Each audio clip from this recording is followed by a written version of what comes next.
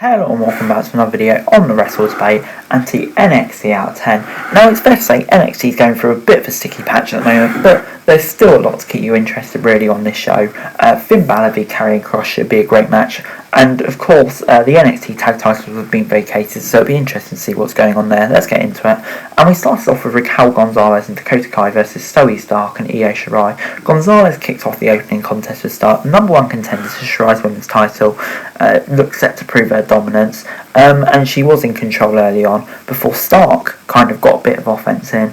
But yeah, it kind of continued. After booting Shirai off the apron, however, a second powerbomb nearly drove Stark through the ring, and that was enough for Raquel Gonzalez to get the win. I'll give it a 6 out of 10. So great to see Gonzalez getting such a good push. And then anyway, moving on, we next got Bronson Reed versus LA Knight, following a load of backstage promos, but there was nothing really to write home about. LA Knight struggled early on, and Knight rocked Reed with a knee trembler. However, he was unable to avoid the tsunami splash and earned his first loss in NXT. I'm going to give this a 5 out of 10. You built this guy up as like a freaking major star, and then he goes and loses to Bronson Reed in his first match. I mean, at least build him up for a bit, just baffling.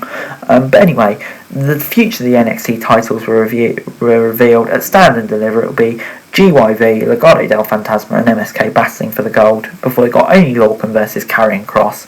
Lorcan was escaping early on, but eventually Kross's dominance came through and the Saito suplex got the win. And then afterwards he cut a promo, Balor came out and they had a bit of a standoff, just with the usual stuff, and yeah, that was pretty much all. I'll give it a 6 out of 10. Next up, Walter took on Drake Maverick, and this was the big, well, as squash as you've ever seen one.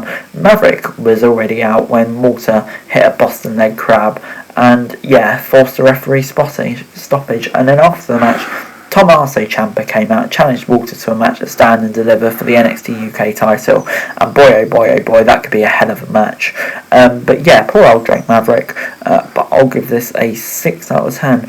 But anyway, next up, it was the women's tag team title match between the Robert Stone brand, Shotzi Blackheart and Ember Moon, before Gargano was moaning about the North American title defense.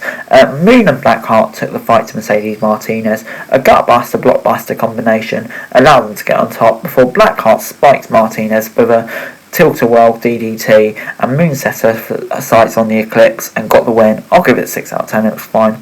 And then finally, Roderick Strong and Cameron Grimes had a bit of a punch-up before we got Jordan Devlin versus Kushida.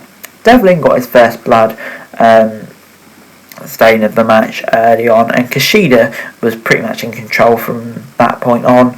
However, he made it back inside and sent Kushida into Legado del Fantasma and rolled him up for the 3 count for what you could describe as a lucky win. But you know, it was okay. Yeah, this was a good match. I just didn't want anyone to lose. But anyway, Shawn Michaels came out and was saying he's going to make it all a ladder match, and then out walked Adam Cole, who was on his way to front Kyle O'Reilly, and then they were teasing a match. Bloody hell.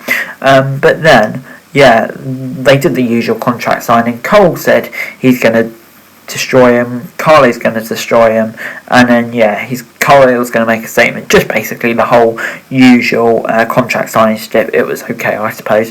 But overall this week, NXT gets a 6 out of 10. For me, it was a bang average show this week. I mean, like, there were some good parts, there were some bad parts, but overall I just thought no segment really stood out, and there's 1 or 2 segments that I just really didn't enjoy. But yeah, on the whole, I just thought it was just an average show.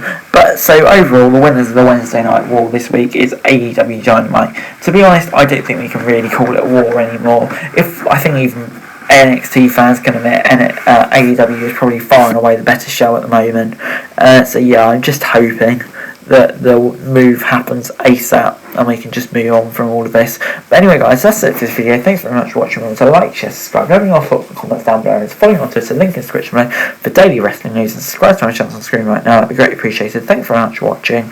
Peace out.